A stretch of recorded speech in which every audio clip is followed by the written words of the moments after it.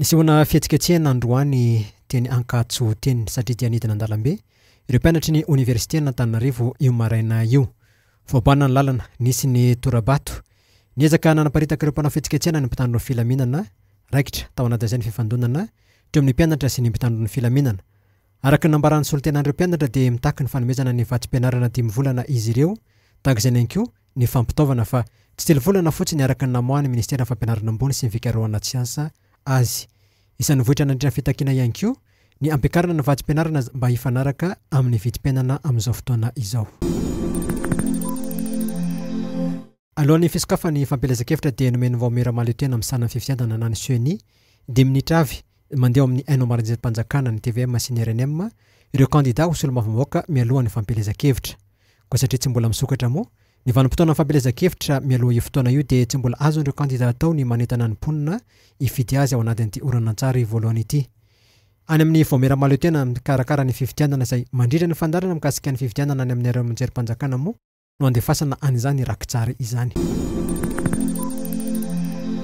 Sesilany ny fanindrina iveka eo anivon'ny fiangonana katolika eto Madagasikara tato ato. Notendren'ny Papa François ho ivekany Maintirano i Mon-Père Clément Herzog Rakotoasim-bola 80 taona. Vikera délégué ho an'ny administrateur apostolika ny diocèse-ny Maintirano izy hatramin'izao. Manana mari-pahaizana master en écriture sainte izy, taoren'ny fianarany teny amin'ny Université catholique de Madagascar.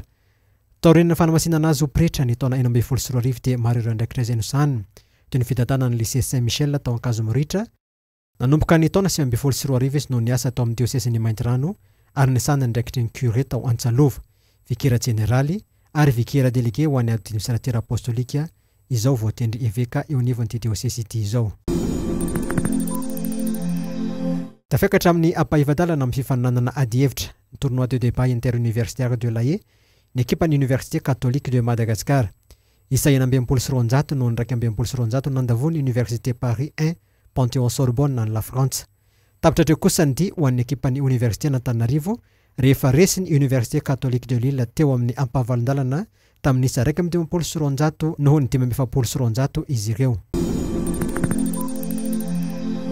Fa eo amin'ny toetry ny andro kosa dia nitombo herika lasa nivadika rivo-doza ilay tangoron-drahona tao avaratry Madagasikara. Nazo ny anarana Hidaya izy tamin'ny alina ity rivo-doza ity no rivo-doza fahasivy nandalo taty amin'ny faridranomasina misy an'i Madagasikara tao anatin'izao vanim-potoanan'ny rivo-doza 2024 izao. Tsy ahina ikasika an'i Madagasikara ity rivo-doza Hidaya ity raha ny fanambarany ny sampanampamatatra ny toetrandro eto Madagasikara.